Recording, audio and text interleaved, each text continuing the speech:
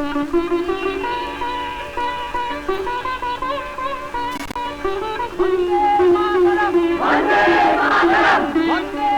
beginning of the 20th century witnessed the birth of defiant nationalism in India.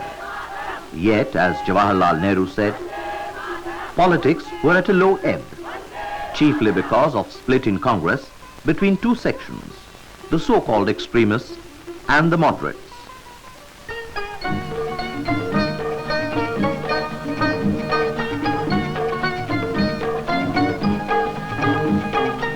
Bombay, 9th of January 1915.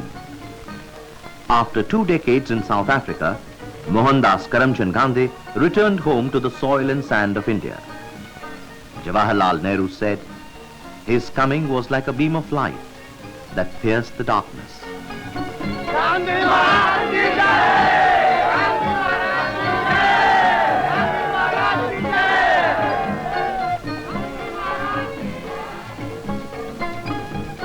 At Pune, Gokhale wanted Gandhiji to join the Servants of India Society, but other members did not agree. Gopal Krishna Gokhale advised him to do nothing for 1 year, but travel round India and gain experience. When Gandhiji was visiting Shantiniketan, Gopal Krishna Gokhale passed away in Pune. It was a shock for Gandhiji.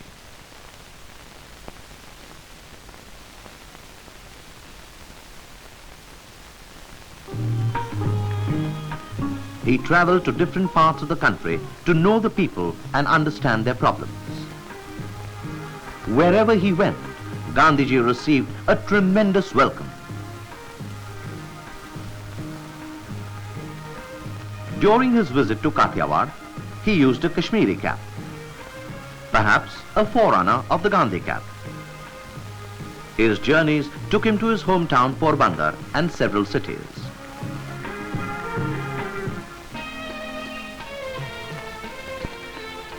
Wherever he came face to face with casteism, Gandhiji was highly critical of the practice of untouchability. He said that Swadeshi should mean self-reliance in every sphere of life, including language. He said, if you raised English language at the cost of vernacular, then you are not favoring Swadeshi in the right sense of the term.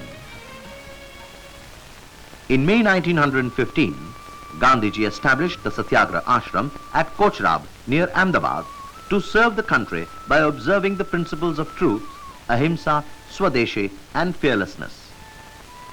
Untouchables were admitted into the fold. Gandhiji introduced weaving as a part of his program of self-reliance. The ashram received financial help from Ambalal Sarabhai, a mill owner. The 1915 Congress met at Bombay under the presidency of Sir S.P. Sinha. Gandhiji was nominated to the Subjects Committee. Surendranath Banerjee moved a resolution that time had come to introduce full measure of reforms for self-government. The Muslim League session was also held at Bombay at the same time. Many Congress leaders, Madan Mohan Malviya, Dinshaw Wacha, Annie Besant, Sarojini Naidu, Horniman and Gandhiji attended the League session to present a united front. Muhammad Ali Jinnah moved a resolution to set up a committee in consultation with the Congress for preparing a draft plan to bring about political reforms in the country. Around this time, Abul Kalam Azad was speaking to the Muslims of India in a new language through his Urdu weekly Al-Hilal. He attacked conservatism and anti-nationalism. Azad exhorted the people, wake up, for you have slept too long. He declared that if Indian Muslims ignored their duty and were left behind in the fight for independence, they would never be forgiven. When Al-Hilal was banned in 1915, he started Al-Bala with the same content and tenor. Azad was externed from Bengal. Hundreds of Indians residing in the United States offered their services to the Ghadar party to come to India and organize a revolt by the Indian troops of the British Army. their leaders were arrested at various cantonments. Pingle, Kartar Singh and 5 others were sentenced to death. 18-year-old Kartar Singh Saraba said, "If I had more lives than one, it would have been a great honor for me to sacrifice each one of them for my country." In February 1916, Madan Mohan Malviya invited Gandhiji to be a speaker at the foundation stone laying ceremony of the Banaras Hindu University by Viceroy Lord Hardinge. It was a glittering assembly of Indian princes, titled gentry and wealthy businessmen. On the 6th of February, with Maharaja of Darbhanga in the chair, Gandhiji said, "There would be no salvation for India unless the bejeweled noblemen stripped themselves of their jewels and held them in trust for the people of India." He added, "There could not be much spirit of self-government if the poor, hard-working farmers, who constituted over 75% of the population, were deprived of the fruits of their labor." Titled gentry interrupted the proceedings by walking out en bloc. In 1916, Bal Gangadhar Tilak and Annie Besant started the Home Rule League. The movement found strong supporters in G.S. Arundel, G. Subramania Iyer, Srinivas Sastry, Kasturi Ranga Iyengar, Jawaharlal Nehru. Home Rule became the political slogan of India. Tilak toured extensively with the message, "Be prepared to say that you are a home ruler. Say that you must have it, and I dare say you will get it." When Tilak was to be prosecuted for seditious speeches, Jinnah appeared for the defense.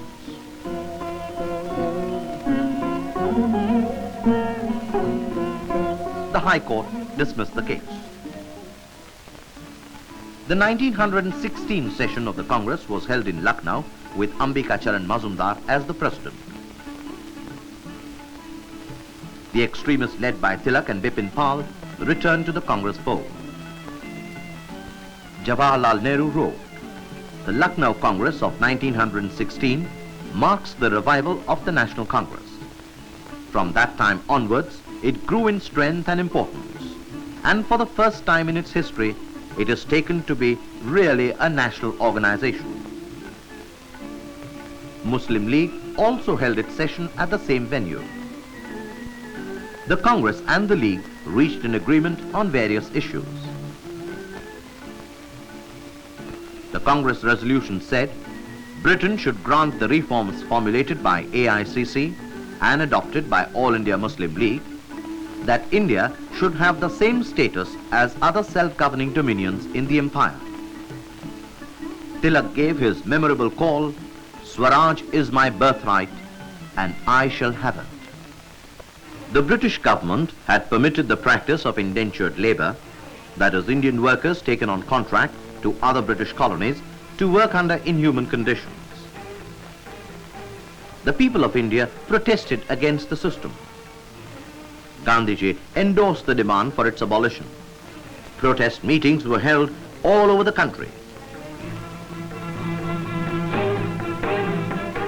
The Viceroy stopped the system of indentured labor for the duration of war, and it was finally abolished in 1920.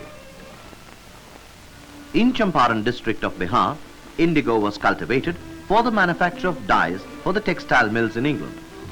Essential for their economic survival, it also became a source of enormous profit for the planters. The tenants were required to plant indigo on 3 katthas out of every 20 katthas, or 3/20th part of their land. This was called Tin Kathiya system. The poor peasants were made to pay for the luxurious lifestyle of the British rulers in India.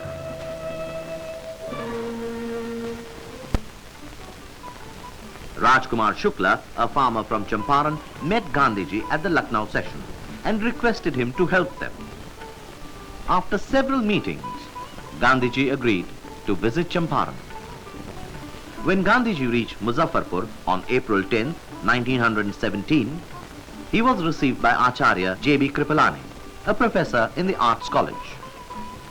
Gandhiji met the secretary of the Planters Association and explained to him the purpose of his mission in Champaran.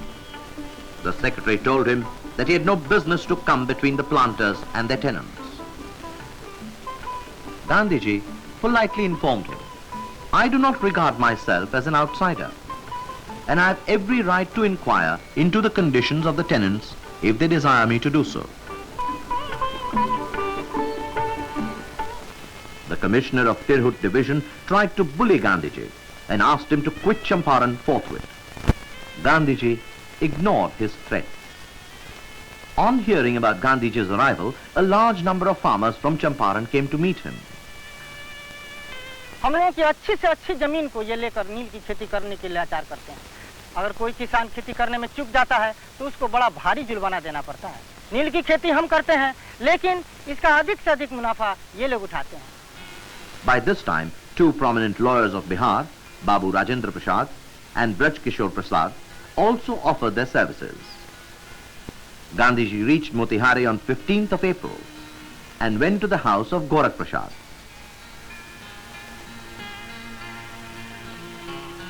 Next morning, when Gandhiji was visiting some villages, at a deserted hamlet, he was told that all the inhabitants had gone to work in the factory.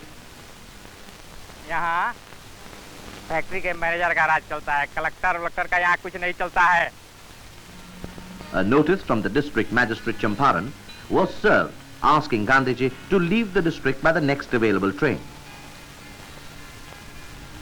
He wrote back that he did not propose to leave Champaran till the inquiry was finished.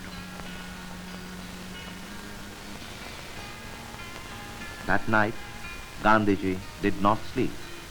He sent telegraphic information to Pandit Madan Mohan Malviya, Nazrul Haq and others, and gave detailed instructions to Braj Kishore Prasad to carry on the work in the event of his being arrested. He wrote a letter to the Viceroy, Lord Chelmsford, returning the Kaiser-e-Hind medal, which had been awarded to him for the services rendered during the war. On 17th of April, Gandhiji's party recorded statements of farmers till late in the evening. कभी-कभी ऐसा होता है कि पैदावार बिल्कुल ही नहीं होता, तब पेशगी की रुपया लौटाने में हम लोग को बड़ा कष्ट होता है। अब आप ही बताइए कि हम क्या करें। मेरे अच्छे जमीन में फसल लगी हुई थी, नीलहा साहब का हुक्म हुआ कि इसी खेत में नील की खेती होगी, और हमारा अपना फसल बर्बाद करा के हमसे नील की खेती कराई गई। बराबर ही यमन साहब के आदमी लोग आते हैं, मेरे बेटी बहू को जबरदस्ती पकड़ कर ले आते हैं, कोठी पे कहते हैं चलो, कोठी पे कहते हैं चलो। बताइए, उनकी इज्जत से खिलवाड़ करते हैं, मैं क्या करूं? मैं बताइए कहाँ जाऊं, किसके पास जाऊं? हमारा गांव इनके पट्टे में है, मजबूरन हमको इनकी फैक्ट्री में काम करना पड़ता है। अंधेर तो यह है कि जिनके खेतों में नहर का पानी पहुंचता ही नहीं है और जिन्हें नहर का पानी दिया ही नहीं गया, उनसे भी ये टैक्स वसूला जाता है। बड़े जोतदार अपने दोस्त यूरोपियन के साथ शिकार खेलने आते हैं, जो कभी कभी हाथी खरीदने के लिए जोतदार लोग हमी लोगों से टैक्स वसूलते हैं। नाव, घोड़ा या मोटर खरीदने के लिए ये समूचा साहब लोग हमी लोग से पैसा वसूलते हैं। नीलहा साहब लोग की कोठी के मरम्मत के लिए भी हमी लोग से पैसा वसूल करके वो मरम्मती कराई जाती है। जो पर काम कर ले तो फैक्ट्री वाला ताज बस्ती पकड़वा के अपन थोड़ा बेगारी नहीं करेगा वाला लोग।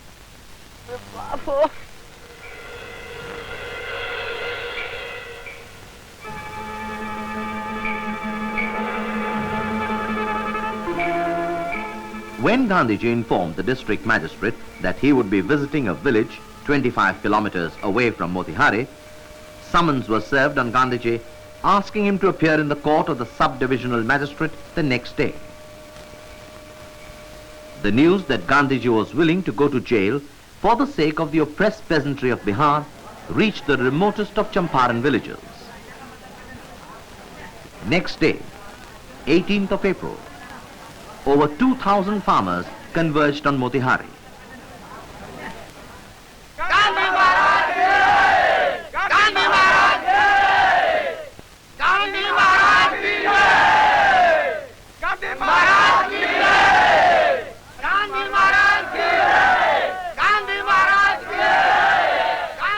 The government leader requested for postponement of the case, but Gandhiji wanted to plead guilty for having disobeyed the orders to leave Champaran.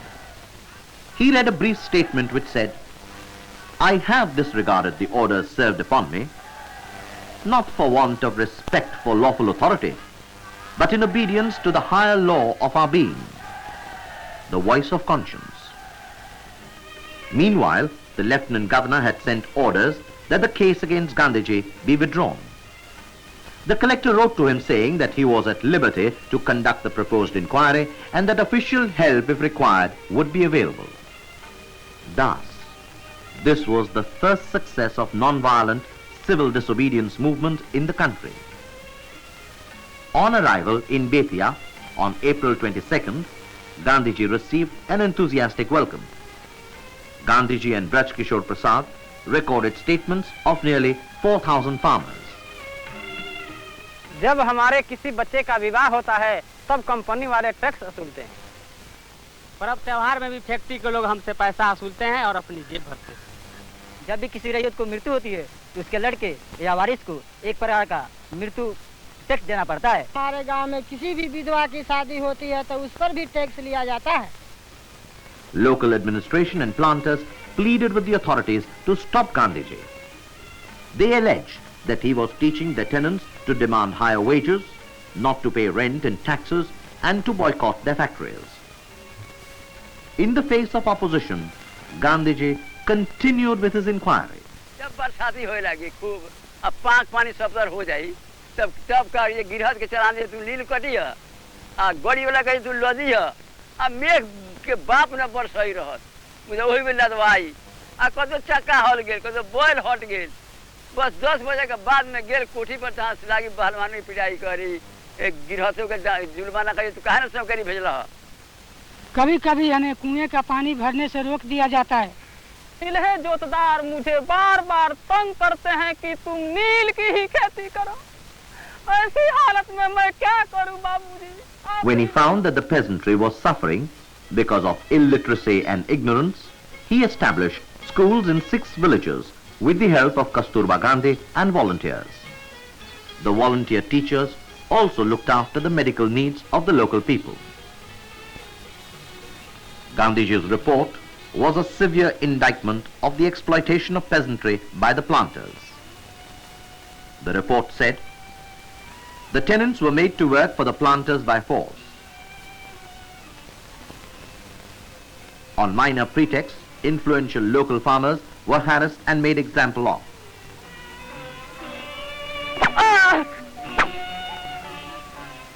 With the discovery of synthetic dyes, there was a drastic fall in the price of indigo. The planters passed on their losses to the farmers.